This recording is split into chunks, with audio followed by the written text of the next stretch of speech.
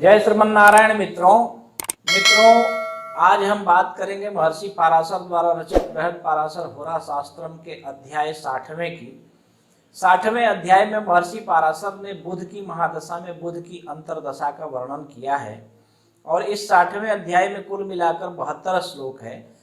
और इस 60वें अध्याय के पहले हमने सूर्य, चंद्र, मंगल, राहु, गुरु एवं शनि की महादशाओं में सभी ग्रहों की अंतरदशाओं का विस्तृत वर्णन किया है।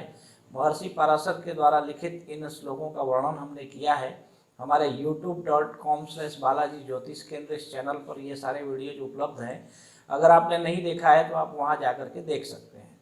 ठीक है, तो चलिए आज हम बुध की महादशा में बुध की अंतरदशा का वर्णन करते हैं और इसमें 1 से लेकर श्लोक नंबर 5 तक, श्लोक नंबर 1 से लेकर श्लोक नंबर 5 तक, इन 5 श्लोकों में महर्षि पाराशर ने बुध की महादशा में बुध की अंतरदशा का वर्णन किया है। तो चलिए हम अपना अध्ययन आरंभ करते हैं। महर्षि पाराशर अपने पहले श्लोक में कहते हैं कि मुक्ता विद्रुम लाभश्च ज्ञान कर्म सुखादिकम विद्या महत्वम कीर्तिश्च नूतन प्रभु दर्शनम। कहते हैं कि अगर आपकी कुंडली में बुध अगर अपनी राशि में उच्च का होकर के बैठा हो या अपने घर में हो या मूल त्रिकोण में बैठा हो या शुभ ग्रहों से युक्त हो अथवा फिर शुभ ग्रहों से दृष्ट हो, किसी केंद्र या किसी त्रिकोण में बैठा हो, तो ऐसे जातक को ऐसा बुध मुक्ता विद्रुम अर्थात रत्नों मणि माणिक्यों से भर देता है और नए नए प्रकार के अवसर जो है या बहुत प्रभावी लोगों से मिलन करवाता है।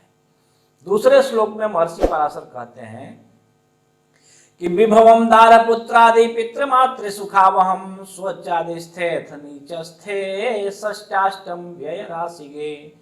कहते हैं कि अगर ऐसा बुध आपकी कुंडली में उच्च का, स्वराशि का या स्वक्षेत्रीय या किसी शुभ ग्रहों से युक्त हो तो राजा से मिलना करवाता है अथवा राज अधिकारियों से, बहुत बड़े अधिकारियों से, उच्च अधिकारियों से मिलना करवाता है, जिससे आपके बड़े बड़े काम बनते चले जाते हैं। उसके वजह से हर प्रकार के ऐश्वर्यों की प्राप्ति करवाता है तथा स्त्री पुत्र आदि का सुख, माता पिता का सुख ऐसा बुध प्रदान करता है। परंतु पापयुक्ते अथवा दृष्टे धनधान्य पशुक्षय आत्मबंधु विरोधश्च शूलादि रोग संभव। कहते हैं कि ऐसा बुध यदि नीच का हो या पाप ग्रहों से युक्त हो या फिर पाप घर में बैठा हो तो शूल रोग देता है, धन धान्य की हानि करवाता है, अपने स्वजनों से विरोध तक करवा देता है। चौथे श्लोक में महर्षि पाराशर कहते हैं कि राज कार्य कलापेन व्याकुलो भवति ध्रुवम द्वितीय अर्जुन नाथे तो दार क्लेशो भविष्यति। कहते हैं कि राजकीय कार्यों में अति व्यस्त रहने से व्याकुलता आपकी बढ़ा देता है अगर बुध नीच का हो या अस्त हो तो। और दूसरे या 7वें भाव के स्वामियों के साथ में अगर ऐसा बुध बैठा हो तो आपको स्त्री से संबंधित कष्ट देता है, किसी स्त्री से कष्ट अथवा अपनी स्त्री को कष्ट, इस प्रकार के संयोग को बना देता है। 5वें और अंतिम श्लोक में महर्षि पाराशर कहते हैं कि आत्म संबंधी मरणम वात शूलादि संभव तद दोष परिहारार्थम विष्णु सहस्रकम जपेत। कहते हैं कि अगर दूसरे या 7वें भावेश के साथ संयुक्त हो बुध आपकी कुंडली में तो फिर आत्म संबंधियों का मरण, अपने निजी जनों की हानि, वात रोग एवं शूल रोग आदि की संभावनाएं बनती हैं।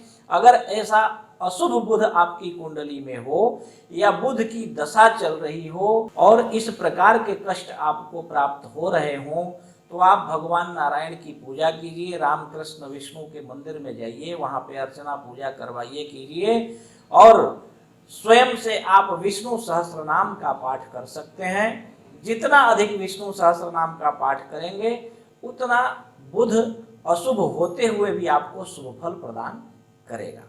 ठीक है, तो आज के लिए इतना ही। फिर हम अपने अगले वीडियो में आपसे मिलेंगे और आगे हम बात करेंगे बुध की महादशा में केतु के अंतरदशा के विषय में और इन सारे श्लोकों का वर्णन करेंगे।